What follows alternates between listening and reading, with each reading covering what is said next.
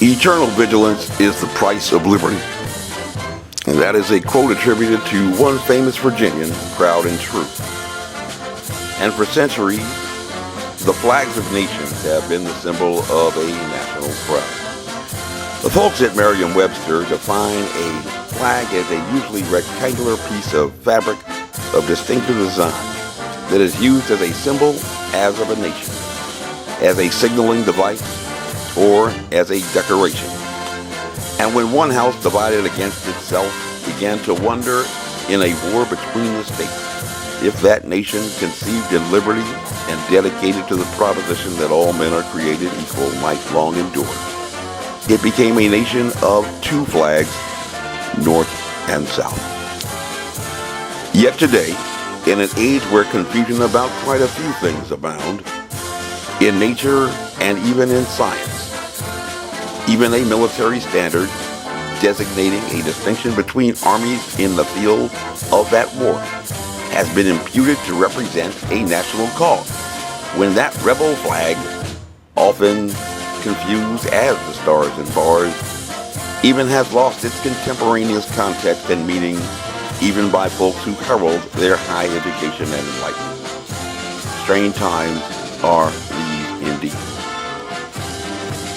And on June 18, 2019, during the national observance of Gay Pride Month, in eternal vigilance, we took an action in federal court on a controversial issue in the County of Arlington, Virginia, whereby reputation and advertisement, hate has no home, regarding the placement of a rainbow flag which was placed on a state flagpole, with one even within the prohibited zone of an election precinct.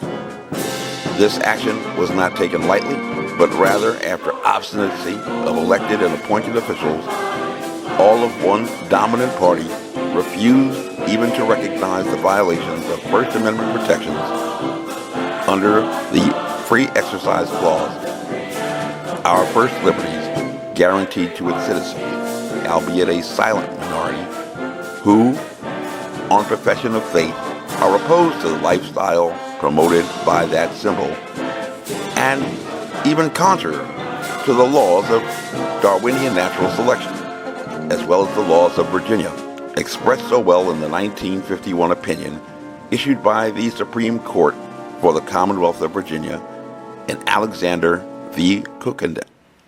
Thusly, they are, or should be, motivated by love and affection to form a mutual and voluntary compact to live together as husband and wife, until separated by death, for the purpose of mutual happiness, establishing a family, the continuation of the race, the propagation of children, and the general good of society. While no particular form of marriage ceremony is required by civil law, there is a form prescribed by certain denominations, the substance of which is used by a majority of ministers authorized by statute to perform marriage ceremonies. It is stated in this form that marriage is commended of St. Paul to be honorable among all men, and therefore is not by any to be entered into unadvisedly or lightly, but reverently, discreetly, advisedly, soberly, and in the fear of God. And if either of the contracting parties know of any impediment, why ye may not be lawfully joined together in matrimony, ye do now confess it. For be ye well assured that if any persons are joined together otherwise than as God's word doth allow, their marriage is not lawful. By the act of marriage, the parties thereto establish a unit of society, which automatically carries with it primary obligations, which cannot be destroyed without reducing that honorable estate to mere licensed cohabitation. And it was not until this present action was taken in federal court that the officials in the county government retracted their acts in microaggressions, removing the offending flags from the state buildings as well as the demonstrative exhibits in the county library. On November 1st, 2019, just before the last general election, pleadings were presented for review in the Federal District Court, which chose not to docket the matter for hearing.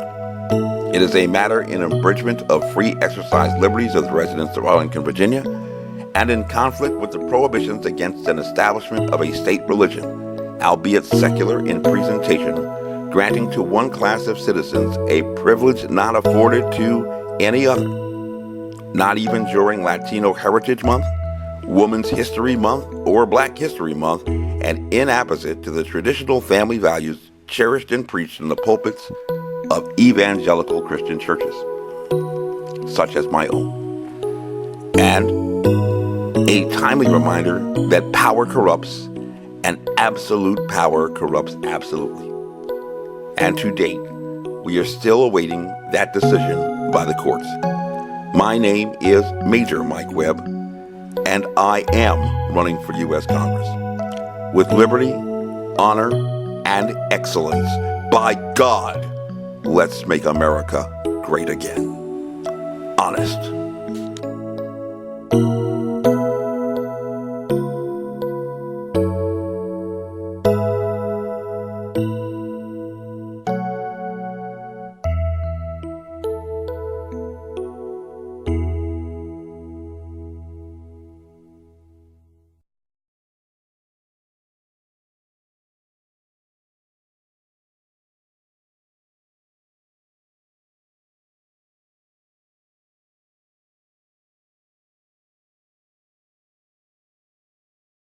This advertisement was authorized by Mike Webb.